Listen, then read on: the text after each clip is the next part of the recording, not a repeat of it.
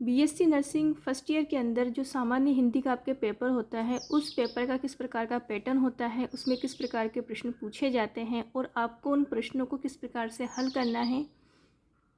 क्योंकि आपके जो हिंदी वाला जो पेपर है, यानी कि आपका जो हिंदी का पाठ्यक्रम है, वो 2 भागों में विभाजित है। यानी कि पहला भाग आपके साहित्य वाला है और दूसरा भाग आपके व्याकरण वाला है। तो दोनों ही भागों में से आपसे प्रश्न पूछे जाएंगे और किस प्रकार के प्रश्न आपसे पूछे जाएंगे, उन सब प्रश्नों को हम यहाँ देख लेते हैं। ये जो मेरे पास है, ये आपके गत वर्ष यानी 2017 का पेपर है और इसी प्रकार के पेपर आपके एग्ज़ाम में आपको देखने को मिल सकते हैं। देखिए, इसमें बीएससी नर्सिंग फर्स्ट ईयर का ही पेपर है आपका, और ये आपके 80 नंबर का होगा पेपर। ये आपका सब्जेक्टिव होगा सारा ही पेपर।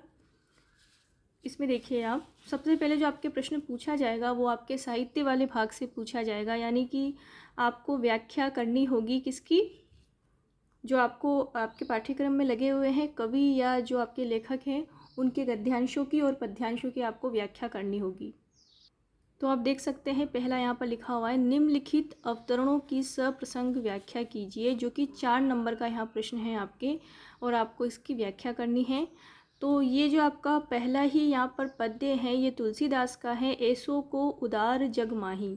ये आपके तुलसीदास का पद्य है और इसकी आपको सप्रसंग व्याख्या करनी है। इसी प्रकार आपके यहाँ पर देखिए, अथवा में ये दूसरा आपके पद्य आया है, जो कि है, खेर खून खासी खुशी बेर प्रीति मदपान। ये आपके अब्दुल रहीम खान खाना का पद्य है। इसकी भी आपको सप्रसंग व्याख्या करनी है। यानी कि आपको प्रश्न 1 में अथवा में आपको 2 व्याख्याएं दी जाएगी, उसमें से आपको एक व्याख्या की सप्रसंग व्याख्या करनी है। इसी तरह से आपका जो अगला है, मूर्छित थी इंद्रियां स्तब्ध जग। तो ये भी आपके क्या हैं, इसमें से दोनों में से आपको एक की व्याख्या करनी होगी। यानी कि जो पहला है आपके सुमित्रा नंदन पंत का, ये आपके प्रथम रश्मि कविता से लिया गया आपके पद्य हैं। इसमें से, या फिर दलित जग पर करो करुणा, सूर्यकांत त्रिपाठी निराला की ये कविता है। इन दोनों में से आपको किसी एक की सप्रसंग व्याख्या करनी होगी। ठीक है, यानी कि आपका जो पहला प्रश्न है उसमें आपको इन दोनों में से किसी एक की व्याख्या करनी होगी। उसी प्रकार से यहाँ पर आपके जो दूसरा वाला है, इन दोनों में से आपको किसी एक की व्याख्या करनी होगी। अब हम बात करते हैं पद्यांश की, गद्यांश की। यानी कि ये तो आपके पद्य थे, अब हम बात करते हैं गद्यांश की। तो गद्यांश में भी आपको 2 आपको दिए जाएंगे, यानी कि अथवा में आपको दिए जाएंगे। जिस प्रकार से आप देख सकते हैं, ये भी यहाँ पर 4 नंबर का है और इसकी भी आपको सप्रसंग व्याख्या करनी है। अगर आप ये नहीं कर पाते हैं तो आपको अथवा में एक और गद्यांश दिया जाएगा, उसकी भी आपको सप्रसंग व्याख्या करनी है। अथवा का मतलब ये होता है कि दोनों में से आपको एक करना है, दोनों नहीं करने हैं। इसमें देखिए, आप यहाँ पर भी आपको घ नंबर पर जो है आपके यहाँ पर भी 4 नंबर का प्रश्न है। इसमें से भी आप दोनों में से आपको एक व्याख्या करनी है।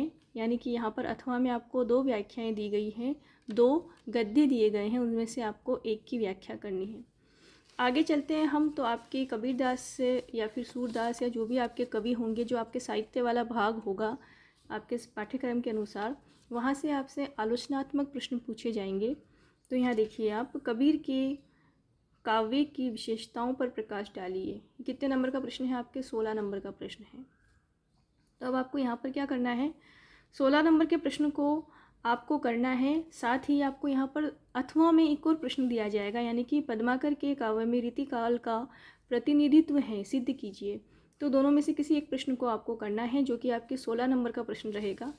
इसी प्रकार अगला आपका तीसरा नंबर का प्रश्न है, सिद्ध कीजिए कि पंत प्रकृति के सुकुमार कवि हैं। तो ये भी आपके 16 नंबर का प्रश्न है।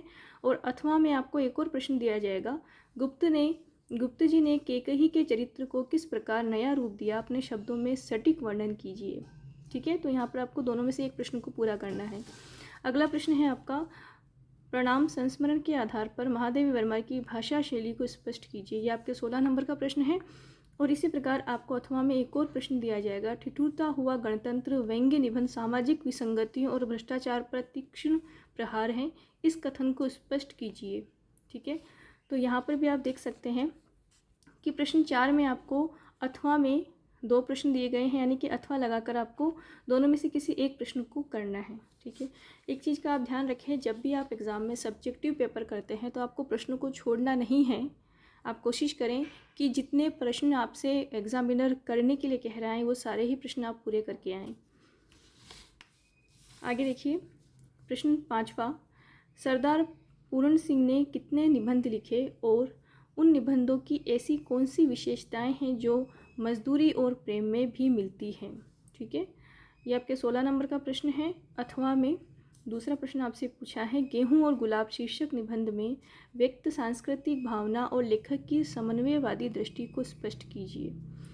ठीक है, अब आपके ये भाग हो गया। अब इसके अतिरिक्त आपके जो 6 नंबर का प्रश्न है, जहाँ से आपके व्याकरण वाला भाग शुरू हो रहा है, उसमें देखिए आप निम्नलिखित में से किसी एक विषय पर निबंध लिखना है आपको, यानी कि आपको 3 निबंधों के यहाँ पर शीर्षक दिए हुए हैं, इसमें से आपको किसी एक शीर्षक पर निबंध लिखना है। भारतीय लोकतंत्र और उसका भविष्य, दूसरा है आपके भारत की मौद्रिक नीति का पड़ोसी देशों पर प्रभाव, तीसरा है सांस्कृतिक एकता का भारत की प्रगति में योगदान, जो कि ये आपके 8 नंबर के निबंध हैं। अगला है आपका इसमें, पुलिस अधीक्षक जयपुर को एक पत्र लिखिए जिसमें बढ़ रहे बुरे कार्यों पर नियंत्रण करने का अनुरोध हो। यह आपके पत्र लेखन से आ गया है, जो कि आपके 2 नंबर का प्रश्न है। अथवा में आपको एक और पत्र के लिए आपको यहाँ पर ऑप्शन दिया गया है, जयपुर नगर निगम के महापौर को विद्युत व्यवस्था ठीक करने हेतु पत्र लिखिए। ठीक है, अगला है आपका पल्लवन से आएगा आपका एक प्रश्न, जो कि 2 नंबर का होगा। निम्न में से किसी एक सूक्ति का पल्लवन कीजिए, जो कि यहाँ पर 2 नंबर का है। पहला है देखिए आपके, मन चंगा तो कठौती में गंगा। इसी प्रकार सौंदर्य का पैमाना दृष्टिकोण पर निर्भर है। ठीक है, अगला देखिए, निम्नलिखित में से किन्हीं 4 के विलोम शब्द लिखिए, जो कि आपके यहाँ पर 1 नंबर का प्रश्न है। राग, मृदु, सात्विक, सूक्ष्म, अनुकूल। इसी प्रकार ये सारे जो हैं अभी जो 6 नंबर से शुरू हो रहे हैं आपके प्रश्न, ये व्याकरण से संबंधित प्रश्न हैं। अगला आपका प्रश्न है, निम्नलिखित में से किन्हीं 4 शब्दों का शुद्ध रूप लिखिए, उज्ज्वल, श्रीमती, उपरोक्त, लघुत्तर और चिन्ह। अगला है आपका, निम्न शब्द युग्मों में से किन्हीं 2 के अर्थ लिखिए, ग्रह, ग्रह, हरि हरि और। तो इस प्रकार से आपका ये जो पेपर है बीएससी नर्सिंग फर्स्ट ईयर का जो आपका पेपर है, ये आपका इस प्रकार से आएगा, हिंदी का पेपर। यानी कि पेपर का पैटर्न ऐसा ही रहेगा, क्योंकि आपके हिंदी साहित्य भी हैं और हिंदी व्याकरण भी हैं। तो आप देख सकते हैं कि किस पार्ट को आप अच्छा कर सकते हैं, क्योंकि कुल 5 प्रश्नों को आपको इसमें करना है। ये देखिए यहाँ पर, तो यहाँ पर आपको कितने प्रश्न करने हैं, 5 प्रश्न करने हैं आपको। यहाँ पर टोटल कितने प्रश्न दिए गए हैं इन्होंने, यहाँ पर आपको कुल 6 प्रश्न दिए हैं, उसमें से आपको 5 प्रश्नों को करना है, और इस प्रकार का आपका पेपर का पैटर्न रहेगा।